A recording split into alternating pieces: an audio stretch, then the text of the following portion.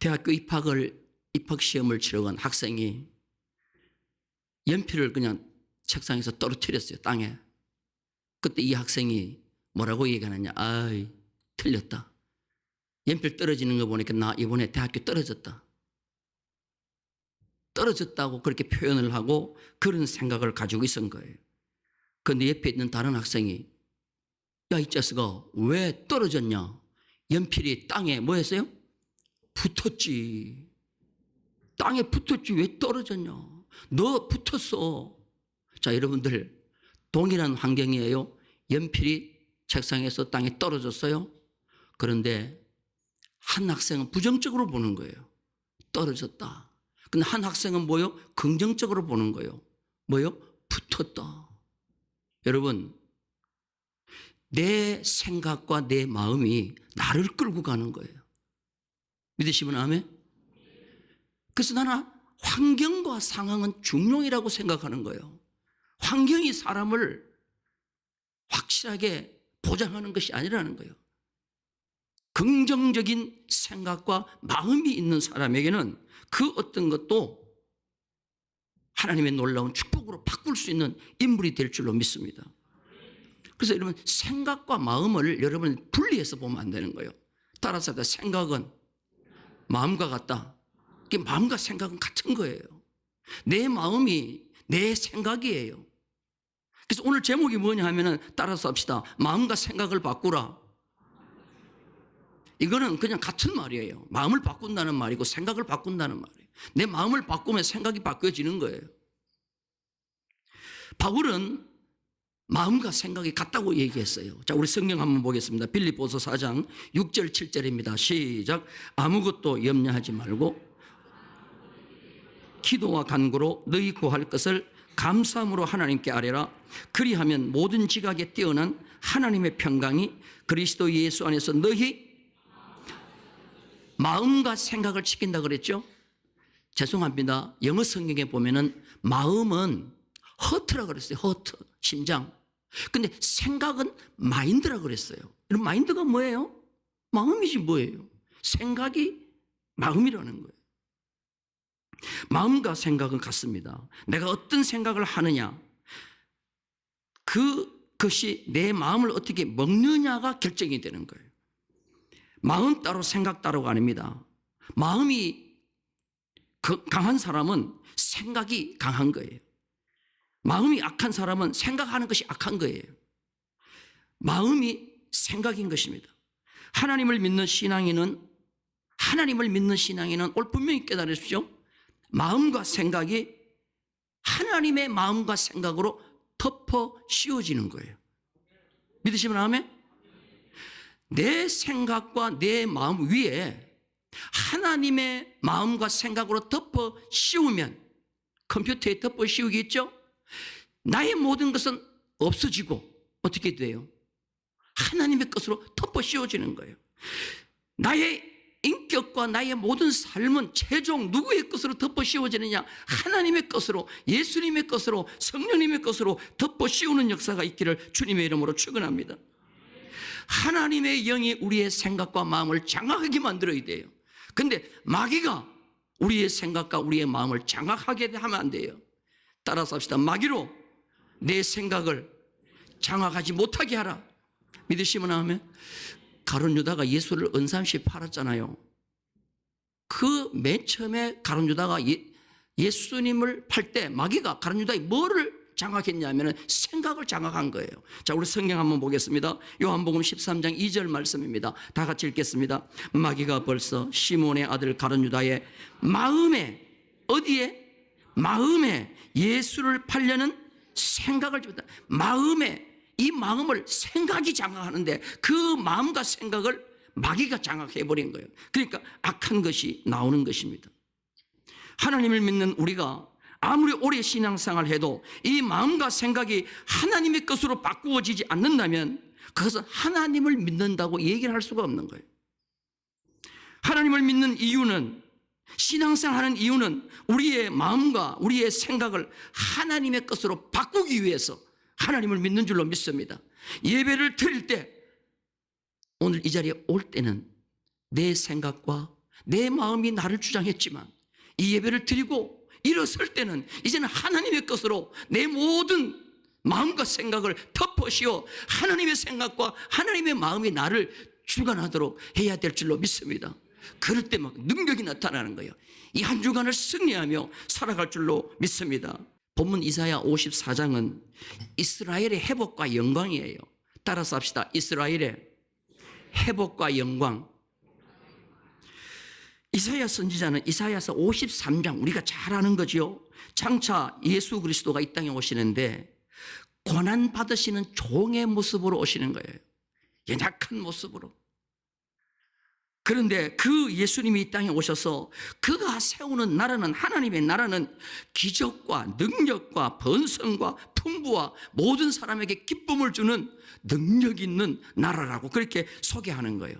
그래서 53장과 54장은 너무너무 큰 변화가 있는 거예요. 그런데 그 메시아의 나라, 하나님의 나라를 뭐에 비유했느냐면 한 여자에 비유했어요. 여러분, 여자가 제일 슬프고 제일 말 못할 때가 뭐냐 하면은 아기를 낳지 못하는 거예요. 불임여성이에요. 불임여성이 얼마나 기가 죽으면서 사는지 몰라요. 아기도 낳지 못하고 내 혼자 살아야 되겠구나 하고 집을 짓는데 손바닥만한 집을 지으려고 생각했어요. 나는 일생 동안 애 없이 살아야 되니까. 그런데 아니라는 거예요. 그렇게 생각하지 말라는 거예요.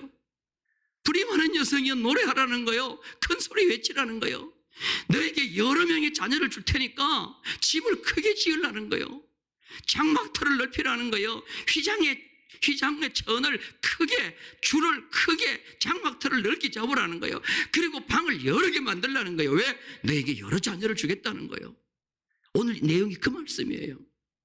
저는 이 말씀을 준비하면서 너무너무 우리 교회에 주시는 말씀 같고 내게 주시는 말씀 같고 우리 성도들에게 주시는 말씀 같아서 얼마나 힘이 된지 몰라요. 오늘 이 설교를 듣는 우리 모두에게 이런 역사가 일어나기를 주님의 이름으로 축원합니다. 오늘 1절 말씀 우리 다 같이 한번 읽어볼까요? 54장 1절입니다. 다 같이 시작. 잉태하지 못하며 출산하지 못한 너는 노래할지어다. 산고를 겪지 못한 너는 외쳐 노래할지어다. 이는 홀로 된 여인의 자식이 남편 있는 자의 자식보다 많음이라 여호와께서 말씀하셨느니라. 지금 여기 누구 보고 노래하라 그래요? 누구 보고? 출산하지 못한 여인을 보고 노래하라는 거예요. 산고를 겪지 못한 너는 노래하라는 겁니다. 여자의 가장 큰 고통이 뭐예요? 기쁨과 고통이 함께 오는 것이 출산 아닙니까? 그런데 이제는 노래하라는 거예요. 근데 그냥 노래하지 말고 외쳐 노래하라 그랬어요. 외쳐. 이 외쳐가 뭐냐면 고개를 치켜들고라는 말이에요. 지금까지는 고개 숙이고 살아야 돼요. 그런데 이제는 고개를 들라는 거예요. 그리고 힘껏 외치라는 거예요. 기죽지 말라는 거예요. 사무엘의 어머니 한나가 아기를 낳지 못해서 얼마나 기죽고 살았어요. 첫 분이 나오더니 아기를 낳고 한나를 얼마나 구박합니까? 기죽고 살았어요. 그런데 기죽지 말라는 거예요. 이제는 우리 예수 그리스도를 믿는 사람은 어디를 가더라도 없다고 못 빼앗다고 기죽으면 안 될 줄로 믿습니다. 고개를 지켜드는 자가 되기를 주님의 이름으로 축원합니다. 왜? 그에게 자식을 주는데 남편 없는 자의 자식이 남편 있는 자의 자식보다 더 많다는 거예요. 이거 얼마나 놀라운 기적인지 몰라요. 나는 이 기적이 우리 충북교회 성도 여러분들에게 다 이루어지기를 주님의 이름으로 축원합니다. 야곱이 라헬을 얼마나 사랑했습니까? 14년 동안 종살이해서 라헬을 자기 아내로 삼았잖아요. 그런데 약점이 있어요. 예쁘기는 예쁜데 아기를 낳지 못하는 거예요. 그런데 언니 레아는 못생겼는데 아이를 얼마나 잘 낳는지 몰라요. 잤다그면 생기고 잤다그면 생기고.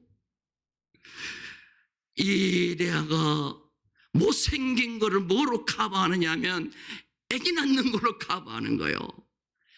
아기가 생겨서 배가 부르면 아기를 못 낳는 예쁜 라헬 앞에 가가지고 배를 있는 대로 앞으로 내밀어서 태산처럼 내밀고 얼마나 자랑했겠어요. 그러니까 이 라헬이 속이 상해가지고 남편한테 투정을 합니다. 나로 자식을 낳게 하라. 나로 자식을 낳게 하라. 그러니까 남편이 난들 자식 낳고 싶지 않다는 거요. 하나님이 해야 될 일을 왜 나한테 자꾸 투정 부리라는 거요. 자, 우리 성경 보십시다. 창세기 30장 1절입니다. 창세기 30장 1절 다 같이 읽겠습니다. 시작. 하나님 낳지 못함을 보고 계속 내게 자식을 낳게 하라. 그렇지 않으면 내가 뭐 하노라? 죽겠노라. 그때 야곱이 라헬에게 그런 얘기합니다. 그대를 임신하지 못하게 하시는 이는 하나님이시니 내가 하나님을 대신하겠느냐? 내가 하나님을 대신하겠느냐? 그 말을 들은 라헬은 신경질이 나가지고 이 남편도 말이지 이거 할 수 없으니까 어떻게 하냐 하고는 자기 몸종을 남편에게 줘버렸어요. 남편한테 주니까 아기를 낳긴 낳았는데 솔직히 말해서 자기 자식입니까? 몸종 자식이지. 이제는 몸종이 주인인 것처럼 행사를 하는 거예요. 그런데 또 언니도 시기가 또 나가가지고 더 놓자 하고는 자기 몸종을 주는 거예요. 그러니까 그냥 레아의 몸종까지 아기를 막 낳는 거예요. 그랬더니 그냥 임신 촉진제인 합한체라는 것을 또 먹었어요.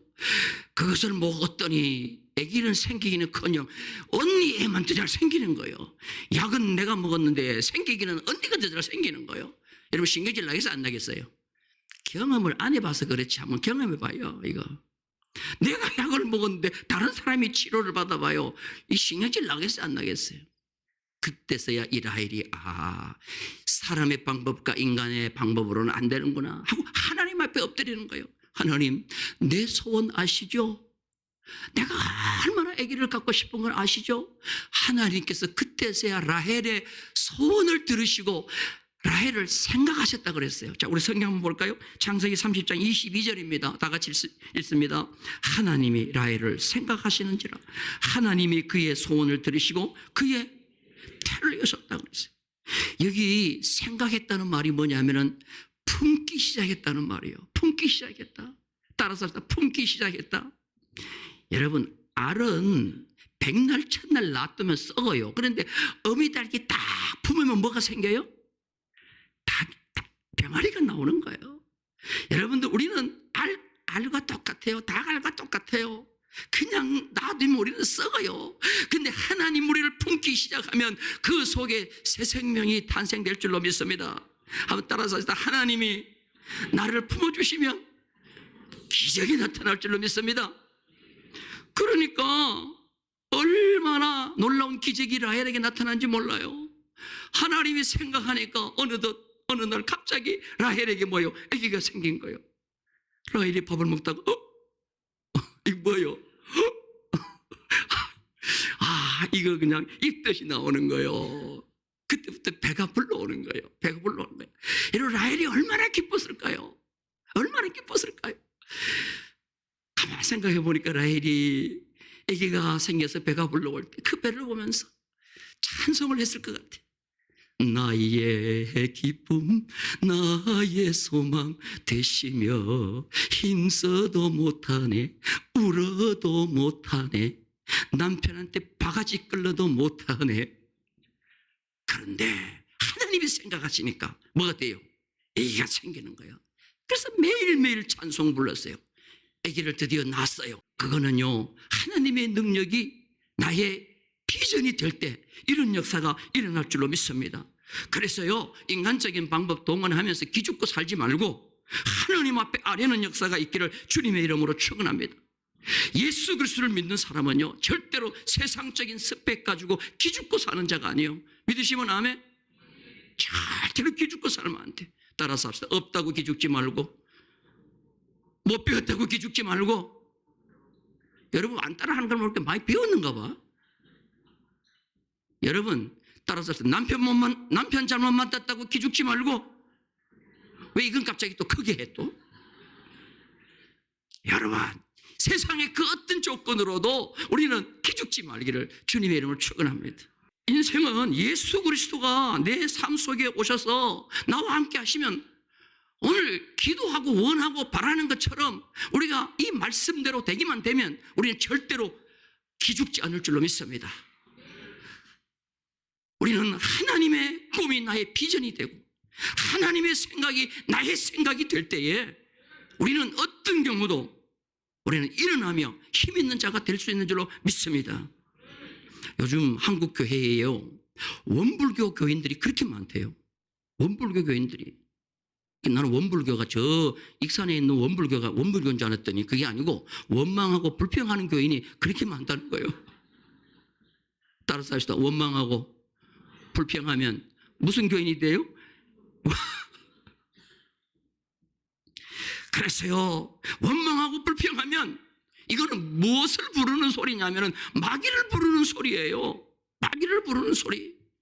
옛날에 어릴 때 집안에서 밤에 호각을 불고 악기를 연주하면 맨날 어른들이 그래요. 그거 하면 뱀 온다, 뱀 온다. 뱀을 부르는 소리라는데, 여러분, 불평하고 원망하면 마귀를 지금 부르고 있는 소리예요. 나를 지금 장악해달라고 부르는 소리예요. 오늘 이 시간부터 우리 충무교회 성도님들, 이 설교를 듣는 자들은 삶이 아무리 힘들더라도 원망과 불평은 끝나는 그런 성도가 되기를 주님의 이름으로 축원합니다. 병들어도 찬송하고 암이 와도 무서워하지 말고 찬송하고 하면 모든 것을 이기게 하실 줄로 믿습니다.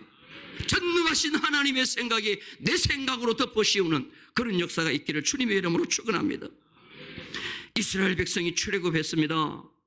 가데스 바네에 도착했습니다. 12명을 뽑아서 믿음 좋다는 사람 12명을 뽑아서 가나안 땅을 정탐하고 오라 그랬는데 오고 난 뒤에 안 간 것만도 못합니다. 10명이 부정적으로 말을 하는데 2명만 간다는 거예요. 10명을 붙잡고 왜 못 가냐, 왜 가나안 땅을 못 가느냐 그러니까 거기에 있는 사람을 보니까 너무너무 크다는 거예요. 네피림의 후손 아낙 자손이 있는데 그들에게 비하면 우리는 메뚜기 같다는 거예요. 그 앞에서 기가 팍 죽은 거예요. 하나님이 보이지 않고 뭐가 보느냐, 아낙 자손 키 큰 사람이 보이는 거예요. 물어봅시다. 하나님이 힘이 있어요? 키 큰 사람이 힘이 있어요? 여러분, 하나님이 힘이 있는데 하나님이 보이지 않고 사람이 보이는 거예요. 그런데 문제는 뭐냐, 이 10명의 의견을 따라 모든 백성도 그쪽으로 쏠려버리는 거예요. 모세에게는 큰 위기가 왔어요. 야, 큰일 났다 이거. 지금 이제 가나안 땅 본격적으로 가려고 하는데 못 간다고 하니 어떻게 하면 좋겠냐는 거예요. 그때 하나님께서 모세에게, 엎드려 기도하는 모세에게 머리를 열어주신 거예요. 그리고 영감을 열어주시는 거예요. 모세야, 할 수 없다. 나를 소개하는 글을 써라. 온 우주 만물은 전능하신 하나님이 창조하셨다. 아브라함이 100세 될 때 아기를 준 것은 하나님이시다. 애굽으로 종으로 팔려간 요셉을 애굽의 총리 되게 하신 건 하나님이다. 전능하신 하나님 엘사다의 하나님을 소개한 책이 창세기인데 그 창세기를 가데스 바네아에서 10명의 부정적 보고를 하는 청탄꾼의 이야기를 듣고 절망하고 있는 이스라엘 백성들에게 용기를 주고, 우리와 함께 하신 하나님은 가나안의 모든 족속보다도 위대하신 온 우주 만물을 창조하신 하나님이라는 것을 소개한 것이 창세기라는 사실이에요. 믿으시면 아멘. 그래서 거기 보면은요, 엘사다이 전능하신 하나님, 능치 못하심이 없는 하나님 계속 소개해주고 있는 거예요. 그래서 창세기 6장에 노아 홍수를 소개하면서 노아 홍수 때 네피림의 후손 다 죽었지 않느냐, 그들이 어디 있느냐, 없다는 거예요. 사랑하는 성도 여러분들, 오늘 기죽지 않는 자가 되기를 주님의 이름으로 축원합니다. 그래서 오늘 이 말씀은요, 이사야 54장 1절 이 말씀은 너무너무 중요한 말씀이에요. 그래서 갈라디아 교회 성도들이 흔들리고 방황하고 할 때 갈라디아서 4장 27절 볼까요? 다 같이 읽겠습니다. 시작. 기록된 바 잉태하지 못한 자여, 산고를 모르는 자여, 소리질러 외치라. 이는 홀로 사는 자의 자녀가 남편 있는 자의 자녀보다 많음이라. 그대로 옮겨서 썼어요. 왜? 바울은 이 말씀을 믿고 사역을 감당한 것입니다. 오늘 이 말씀을 내 삶 속에 믿는 자가 되기를 주님의 이름으로 축원합니다. 그러면서 2절에 오면은 장막터를 넓혀라 그랬습니다. 우리 2절 다 같이 보겠습니다. 이사야 54장 2절. 내 장막터를 넓히며 내 처소의 휘장을 아끼지 말고 널리 펴되 너의 줄을 뭐하고 길게 하며 너의 말뚝을 견고히 할지어다. 나는 오늘 이 말씀 여러분들이 암송하기를 바랍니다. 장막터를 넓히고 휘장을 아끼지 말고 줄을 길게 하고 말뚝을 견고히 박아라. 이 네 가지 이렇게 네 번이나 이 연거 쓰는 것은요 최고의 강조예요. 보통 3번 강조하는데요 4번 강조하는 건 최고의 강조예요. 왜 이렇게 하느냐 하면은 하나님께서 이 여인의 후손이 좌우로 퍼지고 내 자손이 열방을 얻고 황폐한 성읍들을 사람이 살 곳이 되게 할 것이기 때문에, 이것이 하나님의 꿈이기 때문에 이 꿈이 이 여인의 꿈이 되라는 거예요. 그렇게 해서 너는 지금부터 장막터를 넓힐 준비를 하라는 거예요. 여러분, 오늘 이 믿음이 우리 가운데 있기를 주님의 이름으로 축원합니다. 여러분, 마음이 소갈땡이 뱅뱅이처럼 작으면요 그만큼밖에 안 오는 거예요. 종지 같은 마음을 가지고 있고 생각을 가지고 있으면 그 정도밖에 안 되는 거예요. 그걸 바꾸라는 거예요. 그걸 바꾸되 오늘 이 여인에게 말하잖아요. 자식 하나도 없으니 내 몸뚱아리 하나만 들어가서 살면 된다고 장막을 손바닥만하게 짓는데 그렇게 하지 말라는 거예요. 그건 하나님의 꿈이 아니라는 거예요. 장막터를 넓히고 휘장을 길게 하고 휘장을 아끼지 말고 줄을 길게 하고 말뚝을 견고히 크게 방을 여러 개 하라는 거예요. 여러분, 이 꿈이 하나님의 꿈인데 이것이 우리 교회의 꿈이 되시고 여러분 개인의 꿈이 되시기를 주님의 이름으로 축원합니다. 아브라함에게 하나님은 동서사방을 바라보며 보이는 것을 다 너희 자손에게 주겠다. 그리고 하늘의 별과 같은 데에 후손을 주겠다 그랬어요. 자, 우리 창세기 15장 5절입니다. 다 같이 읽겠습니다. 시작. 창세기 15장 5절 시작. 그를 이끌고 밖으로 나가 이르시되 하늘을 우러러 무뼈를 셀 수 있나 보라. 그에게 또 이르시되 내 자손이, 여러분 이 말씀할 때 아브라함에게 자식이 한 명이라도 있었어요 없었어요? 없었어요. 그런데 하나님은 아브라함에게 뭐요? 하나님의 꿈을 아브라함에게 주는 거예요. 나는 내 꿈은 뭐냐? 내 꿈은 너의 후손이 하늘의 별과 같다는 거예요. 그러니까 아브라함이 이걸 믿는 거예요. 그러니까 하나님이 그걸 의로 여기셨고 이것이 바로 신명기서에 가니까 벌써 이루어지는 거예요. 자, 신명기 10장 22절입니다. 다 같이 읽겠습니다. 시작. 애굽에 내려간 네 조상들이 겨우 몇 명이요? 70인이 아니었으나 이제는 내 하나님 여호와께서 너를 하늘에, 창세기 약속한 것이 불과 신명기에 가니까 이게 벌써 이루어졌잖아요. 70명이 430년 뒤에 나올 때는 200만이 넘는 하늘의 별과 같은 숫자가 나오게 된 것입니다. 우리 성도들의 가정에 이런 역사가 일어나기를 주님의 이름으로 축원합니다. 하나님이 함께 하실 때 이런 역사가 일어날 줄로 믿습니다. 우리 교회도 이런 역사가 일어나기를 주님의 이름으로 축원합니다. 그래서 내 입을 10개 열라. 그럼 하나님이 뭐 해주신다고 그랬어요? 채우리라. 할렐루야. 어떤 경우에도 낙심하거나 절망하거나 포기하면 안 될 줄로 믿습니다.